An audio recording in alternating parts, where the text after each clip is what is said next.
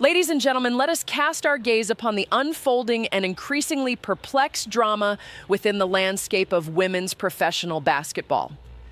We are currently witnessing a spectacle so profoundly disorienting, so inherently fraught with a specific type of cognitive dissonance that it demands our immediate and unwavering analytical attention.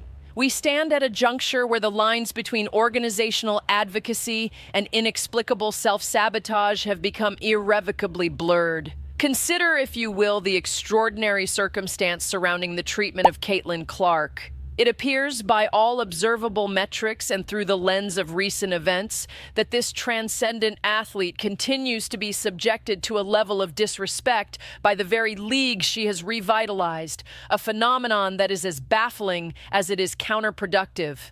Before we start, please leave a like and subscribe our channel if you like. Caitlyn Clark lets us know in comments below. So let's get started. To fully grasp the magnitude of this situation, we must direct our attention toward the epicenter of the media world, New York, and dissect the prevailing narratives emerging from the WNBA's power structures. Since Caitlyn Clark's arrival into the professional sphere, the reception has been anything but the celebratory coronation one might have logically anticipated for a generational talent. One would assume a big welcoming party for the individual responsible for elevating the entire ecosystem. Yet the reality has been a stark contrast.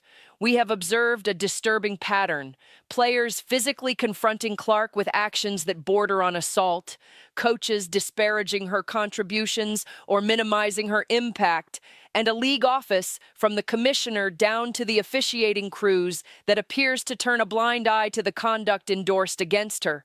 However, there is a resilience in this narrative. Despite the friction, despite the institutional reluctance to embrace her, the young athlete's drive remains unyielding. She strives for greatness not merely for personal accolades, but for her fan base and for the fundamental evolution of women's basketball. This is the undeniable reality of the 2024 timeline and beyond. She has irrevocably altered the landscape of women's sports. More specifically and more importantly for the financial stakeholders involved, she has fundamentally transformed the economic topography of the WNBA itself. It is this transformation that makes the current posture of the Women's National Basketball Players Association, WNBPA, so egregiously paradoxical. We must look at the financial windfall that has recently graced the league. A media rights deal valued in the billions, a figure often cited around $2.2 to $2.4 billion. We see viewership numbers skyrocketing to unprecedented heights. Logic would dictate that the architect of this newfound attention, the catalyst for this influx of capital, would receive a commensurate level of appreciation. And yet, I am here to articulate a truth that is becoming increasingly impossible to ignore, that has simply not been the case. Let us examine the current negotiations regarding the collective bargaining agreement to understand the depth of this omission. The WNBPA is currently in the throes of negotiation, a high-stakes theater of labor economics. In this context, they released a series of social media posts that have generated significant headlines not for what they contained, but for what they glaringly lacked. One specific post, which we must dissect, bore the caption asking the audience to visualize what it would look like to pay WNBA players what they deserve. The imagery chosen for this campaign is telling. They prominently featured Sabrina Ionescu. They showcased other stars. The accompanying text boasted of shattered attendance records. It highlighted that franchises are ballooning in value. It asserted that the product on the court has never been better. The narrative constructed is that the women driving this growth are still waiting for their salaries to catch up to the league's success. It is a compelling argument on its surface. However, as one scrolls through these declarations, posts noting that the 2025 season set records for total and per-game attendance even before the playoffs began, posts citing that over 3 million fans flocked to arenas. A distinct and troubling trend emerges. They mention Aja Wilson of the Las Vegas Aces. They highlight Alyssa Thomas of the Phoenix Mercury.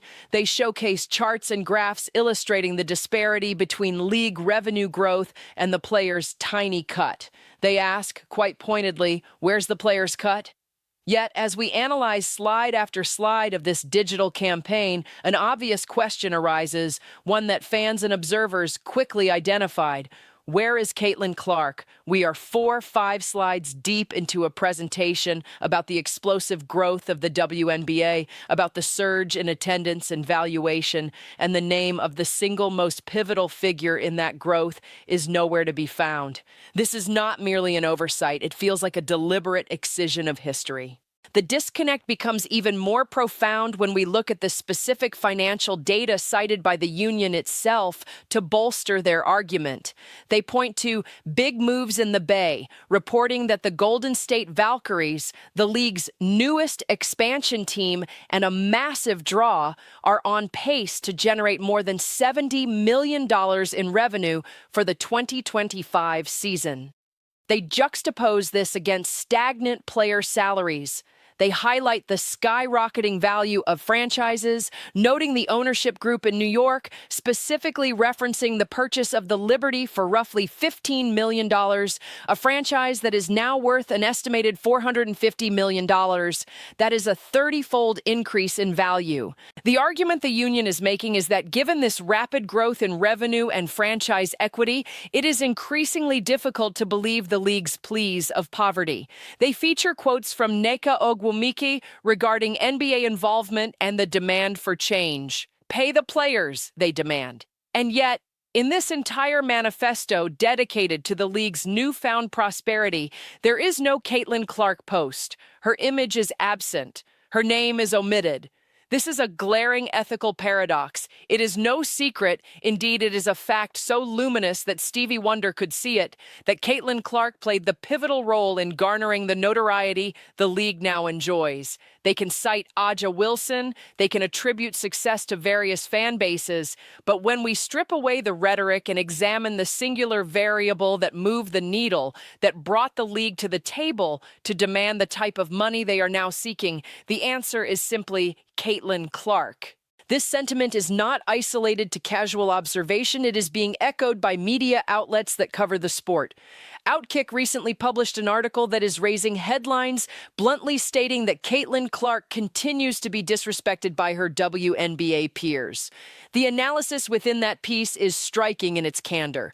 The writer admits to having little interest in the X's and O's of the CBA negotiations, comparing it to the intricate details of an NFL lockout or the sausage-making of labor deals. Wake Me Up When the Game Starts represents a large portion of the viewing public. However, the writer explicitly states that they do care about Caitlyn Clark. Why? Because she is a transcendent player. She drives clicks, she drives page views, she attracts attention to a league that, frankly, very few people outside a niche demographic cared about prior to her arrival. This is the raw, unvarnished truth of the media landscape. The general public is drawn to those players naturally. The union's attempt to claim that millions across the country showed up last season primarily to watch Alyssa Thomas or Aja Wilson while deliberately excluding Clark from the narrative is a rewriting of reality that borders on the farcical. While Sabrina Ionescu is a formidable talent, for the Players Association to simply not mention Caitlyn Clark in the context of record-breaking attendance is beyond comprehension. The Outkick article reinforces this, noting that while the 2025 season set records and 3 million fans flocked to arenas, ignoring the primary driver of those numbers is a strategic error. Yes, it is acknowledged that Clark missed the back half of a season due to injuries, but to erase her influence on the metrics cited is intellectually dishonest. It invokes the quote about who is running for CEO. You cannot claim the success of the company while ignoring the rainmaker. Basically, the prevailing sentiment is that the WNBA and its Players Association are celebrating the fruits of the harvest while scorning the person who planted the seeds. At this point, one must agree that Clark should have definitely been a central part of that promotional segment. It seems to the astute observer that they are doing what they have done consistently since her arrival, sabotaging Caitlyn Clark. For reasons that remain murky and speculative, there appears to be a deep-seated animus toward this young lady. We are having vivid conversations about this in 2026, looking at a timeline where Caitlyn is coming up on her junior year in the league, and we are still dealing with this preposterous notion that she is unimportant. The narrative being pushed is that she did not drive viewership, a claim that collapses under the weight of the most basic scrutiny. Let us listen to the perspective of those who have covered sports for decades. Before Caitlyn Clark entered the league 2 years ago, the WNBA was virtually absent from general sports discourse. It was not a topic of conversation, not even a little bit. Content creators, who now dedicate substantial time to the league, must admit that prior to her arrival, they were not making WNBA videos. They might have followed her collegiate career at Iowa, but the professional league was not on their radar. This is a shared reality for a vast number of commentators and fans. We can all agree that the engagement levels were negligible. Then she arrived, and the data is unequivocal. She shattered attendance records every single night in 2024. It did not matter if it was a road game or a home game, the venue was irrelevant. The data showed that games with Caitlyn Clark on the floor averaged 15,000 fans. Now let us place that number in context. That figure was 105% higher than games without her. 105%. These are not numbers that can be messed up or spun. They are absolute. And yet the WNBA Players Association somehow managed to pump out multiple posts in that Instagram thread about rising attendance figures and the growing popularity of the game without mentioning her name. They did not even show a picture of the young lady. This leads us to a deeply controversial, yet increasingly inescapable conclusion about the state of the league and its relationship with its fan base. You wonder why fans are tired of the WNBA? You wonder why ventures like Unrivaled are reportedly down? It is precisely this lack of self-awareness. The viewership numbers for the WNBA are projected to be down this year, a scary prospect for a league trying to capitalize on momentum. Rebecca Lobo spoke about this precarious situation just the other day. When an organization refuses to acknowledge its greatest asset, when it engages in a systematic exclusion of the very individual responsible for its elevated valuation, it risks alienating the millions of new consumers who arrived specifically for that individual. It is a form of sabotage that hurts the collective far more than it hurts the individual star. The financial reality is laid bare. Franchise values are skyrocketing in places like California and New York. The revenue is there. The bread, as one might say, is laying there to be picked up. But the argument for a bigger share of that revenue loses all credibility when the players refuse to acknowledge the source of the bounty.